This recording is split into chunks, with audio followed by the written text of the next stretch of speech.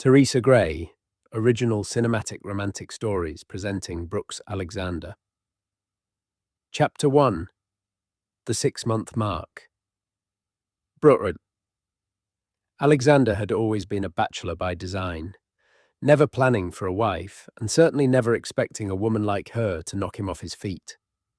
But the map of their life together was cut short. Losing her was a shock that shifted his very foundation. Now, the man who once could carry his own weight can barely stand, crushed by the enormity of his emotions.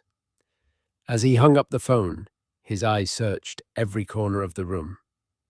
The space felt less like a home and more like a hollow point of existence. Brooks understood the math of 6 months. To everyone else, it was half a year.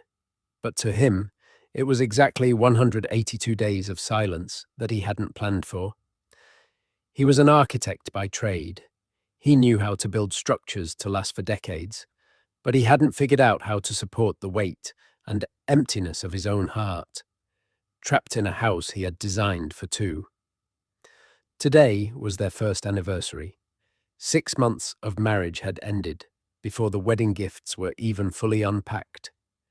As he sat in the quiet of his living room, Brooks realized he couldn't shoulder this burden alone. He needed help. He picked up the phone. He didn't call a friend. Instead, he dialed the number of the bereavement hotline. The phone rang twice. Brooks briefly spoke to the person on the other end. They informed him of a local support group blocks away from where he lived.